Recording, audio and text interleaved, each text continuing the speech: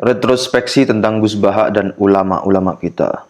Tulisan terbaru dari saya sendiri bisa dibaca di pwils.net.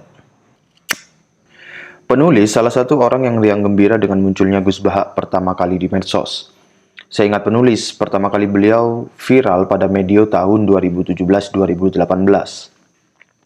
Situasi saat itu pemahaman agama masyarakat kacau, berantakan, dan psikologi masyarakat mengalami pengerasan.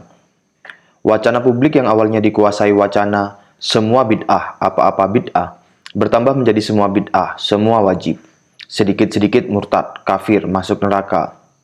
Sedikit-sedikit takbir, yang penggunaannya bukannya untuk mengagungkan Allah, melainkan untuk mengintimidasi dan meneror masyarakat.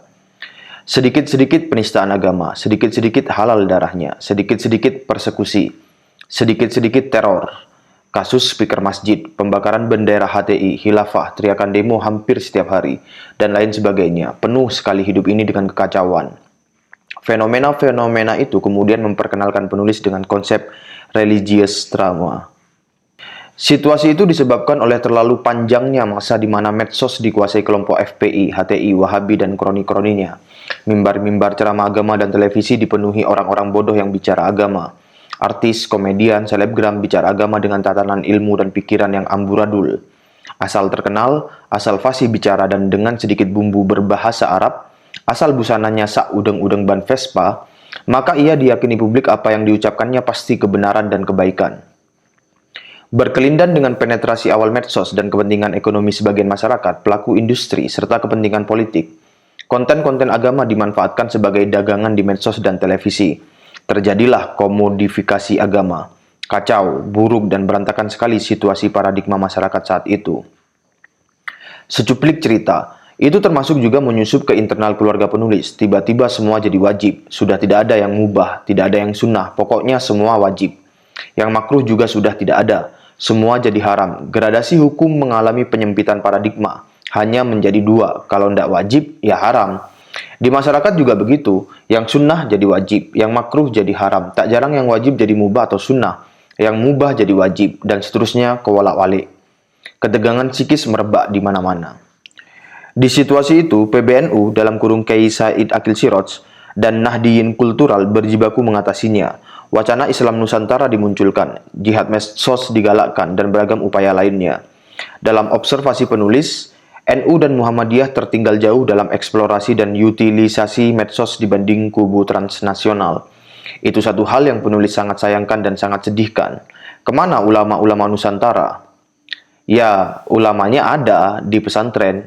Jadi maksud saya yang masuk di medsos.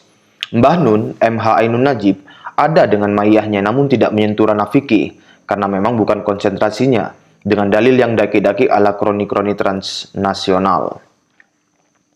Ia ibarat oase dan pohon tempat berteduh yang aman bagi manusia-manusia yang tidak soleh-soleh amat dan tidak alim-alim amat di tengah keras dan tajamnya kekacauan dan serangan-serangan itu.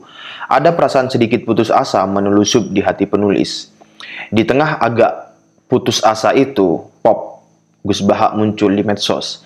Dengan kefasihannya di ranah fikih dan tafsir, Gus Baha menyeimbangkan situasi, menata kembali pemahaman dan mencairkan pengerasan dan meredakan ketegangan psikis masyarakat, menghadirkan kembali kewarasan, kegembiraan, senyum dan tawa dalam paradigma, dialog dan praktek beragama. Pada tahun 2023 awal, ketika Gus Fuad dan Kiai Imad muncul ke permukaan, penulis melihat tanda-tanda dari berbagai penjuru arah bahwa ini titiwanci arus balik Nusantara. Dari momen itu hingga kini terungkap data-data ilmiah dan berbasis riset. Hasilnya menyatakan Habib bukan cucu Nabi. Habib orang Arab saja bukan, apalagi cucu Nabi. Habib adalah cucu Yuya dukun Fir'aun, Hablu grup G. Wali Songo bukan Baalwi. Islam di Nusantara bukan dari Yaman dan bukan disebarkan oleh klan Habib Baalwi. Bahwa 94% masyarakat Nusantara terindikasi sangat kuat zuriyah Wali Songo, hasil dari strategi dakwah Wali Songo melalui darah perkawinan ratusan tahun, bahwa klan Habib Baalwi adalah imigran Yaman antek penjajah Belanda, mulai dari kudeta Kesultanan Banten hingga pasca Perang Jawa Pangeran Diponegoro. Fakta-fakta terkini itu berbeda dengan apa yang sebelumnya diungkapkan Gus Baha tentang klan Habib Baalwi dan Wali Songo. Demikianlah, orang sealim Gus Baha pun bisa keliru. Kekeliruan itu bukan berasal dari kekeliruan cara berpikir dan bukan dari iktikat hati yang jahat, melainkan berasal dari input atau sumber literatur yang diperolehnya menyajikan data yang keliru. Tatkala input yang masuk merupakan data yang salah, metode berpikir dan iktikat hati sebaik apapun tetap akan menghasilkan output kesimpulan yang salah pula. Garbage in, garbage out. Memangnya Gus Baha tidak meneliti kok bisa sesembrono itu? Kemungkinan besar itu video lama Gus Baha di masa pratesis Kiai Imad, di mana pada saat Gus Baha mengucapkan apa yang diucapkannya di masa lampau itu, beliau belum meneliti secara holistik dan komprehensif. Bahan yang beliau peroleh pun seadanya itu, sebagaimana kita semua pada saat itu. Jangan disamakan dengan keadaan saat ini. Tak luput pula, Kiai Said Akil pun pernah menyebut Habib pemimpin MCA, Muslim Cyber Army, sebagai min ahlil bait. Sebelumnya pun, masyarakat luas dengan keliru menggunakan kata Habib sebagai sinonim zuriyah Nabi. Melakukan penelitian sedalam dan sedetail Kiai Imad itu tidak mudah. Selain bahan-bahannya yang saat itu sulit didapat, masih pula harus meneliti kebenaran masing-masing kitab. Meneliti dengan detail dari kitab yang satu ke kitab yang lainnya, menambah kesulitan itu. Membutuhkan ketelatenan, waktu, energi, dan kecermatan yang luar biasa menelusuri data-data, apalagi ditambah adanya interpolasi di sana-sini yang dilakukan klan Habib Balwi.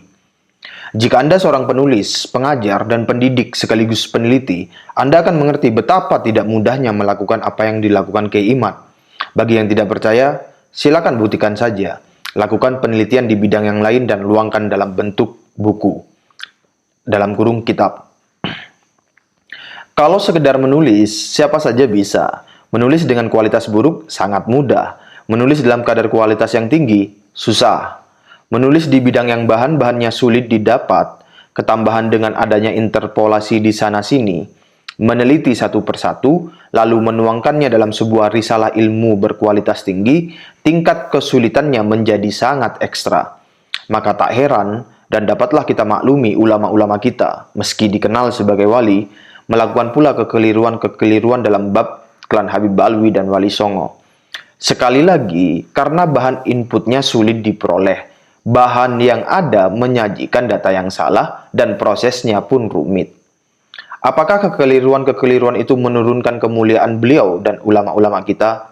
Tidak. Selama ketika menjumpai kebenaran tetap berendah hati menerima kebenaran itu dan menginsafi bahwa dirinya dan kita semua adalah manusia yang berpotensi salah karena belum mempelajari dan meneliti betul.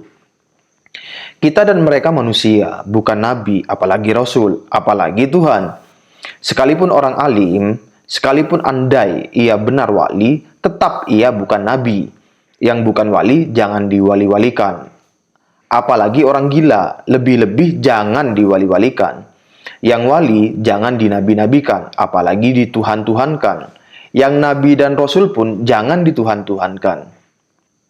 Seringkali masyarakat Nusantara berpikir semacam itu sangatlah ragu apalagi mengartikulasikannya. Padahal itulah kebenaran. Padahal memposisikan ulama-ulama kita sebagai nabi atau bahkan sebagai Allah yang Maha Tahu segalanya bukanlah pujian melainkan hinaan, pelecehan dan fitnah yang keji bagi mereka. Yang benar-benar wali tahu betul, sadar betul ia bukan nabi dan ia bukan Allah yang Maha Tahu segalanya. Sejumput pun dia tidak akan berani berlagak sebagai nabi, apalagi berlagak sebagai Allah yang Maha Tahu segalanya di hadapan manusia.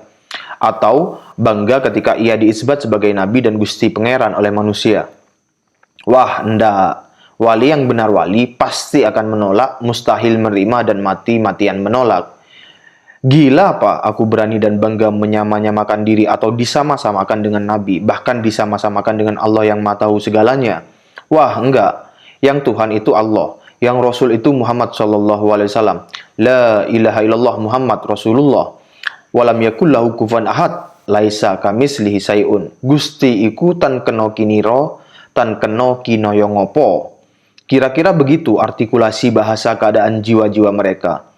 Justru kesempurnaan penghormatan kita kepada ulama-ulama kita adalah ketika memanusiakan mereka, bukan menabikannya apalagi menuhankannya.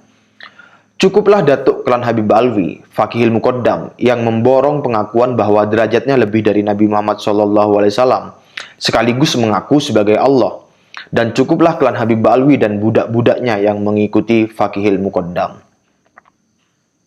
Tulisan ini untuk memenuhi aspirasi Mas Lutfi Gresik dan secara umum untuk anak-anak Nusantara. Terima kasih. Wassalamualaikum warahmatullahi wabarakatuh.